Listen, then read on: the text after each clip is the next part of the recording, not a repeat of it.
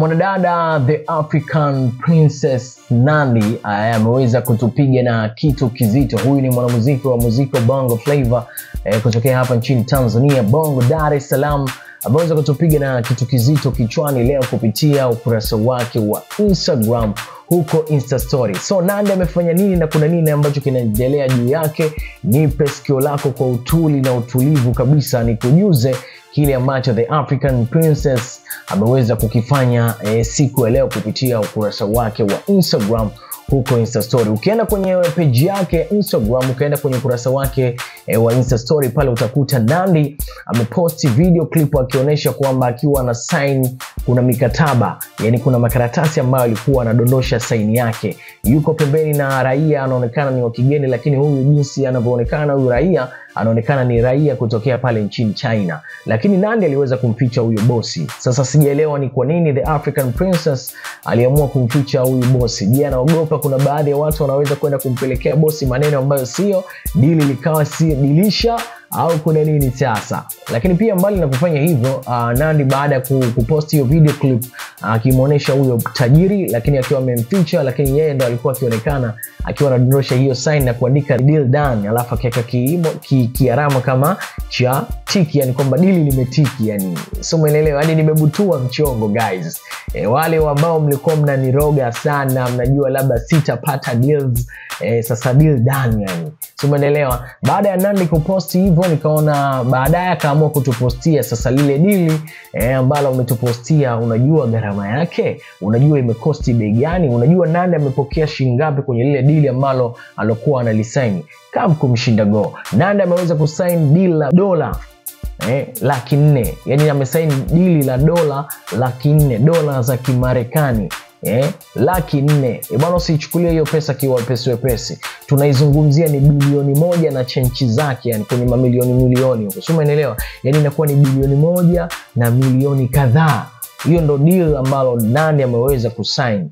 Sio umeelewa vizuri? Dola $400,000 za Kimarekani. So tunaona Nandy ana maisha fulani hivi. Yani ukiangalia maisha ya Nandy sasa, usije ukaajaji kivingine. Zile gari ambazo anazomiliki ni za kifahari kweli kweli, lakini pia hata madeal ambayo anayopiga ni madeal ya pesa ndefu. Sasa leo ameamua kutujuza tu kwamba guys, msione kwamba nikitaka kwenda sehemu natumia private jet, msione kwamba mume wangu anaendesha ile Defender, msione mimi natembea zile Range na zile V8 mkachukulia kiwepesi. Deals tunazopiga siku hizi ni deals za matawi ya juu. So umeelewa vizuri? So Nandy ameweza kutupiga na kitu kizito today kwa sababu anaikaribisha sikukuu kivingine kabisa, kitofauti. Yani yeye kwake sikukuu ndio imekuwa chekwa. Watoto wa Kiswahili wanasema hivyo. So I'm so happy kuona The African Princess ana sign deal kubwa kama hili na deal la pesa ndefu kama hivi, kwa sababu ni msanii wa kike na ukiangalia anazidi kujipambania vizuri sana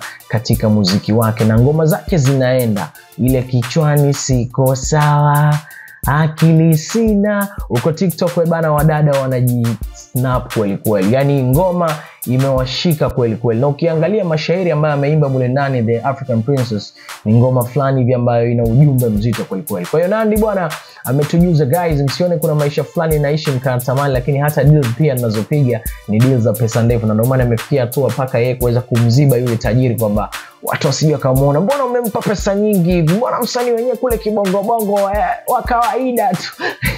Unajua hizo zipo kwa wale wa manyakunyaku na watu ambao wanakuwa na roho mbaya katika maisha ya watu wengine kufanikiwa kwa namna moja ama nyingine. So to me I'm happy kuona Nandy ametujuza na kitu kikubwa kama hiki, na nimefurahi kuona yeye akisign deal zito kama hivi. So umeelewa vizuri? So hayo ndio yanaendelea today, lakini pia Nandy hakuishia hapo bwana, akamalizia na clip ya mwisho akanatujuza kwamba bwana, mnaniona mabusu kama yote. Hebu angalia hiyo clip, yani sura yake tu yenyewe inaonyesha kwamba yani imenawiri baada ya kusign deal la pesa nyingi sana. Unaona jinsi ambavyo Nandy alipokuwa anaringa na mandhari ya nje kwa nyuma ambapo Nandy yuko, unaona kabisa ni yuko nchi ya China.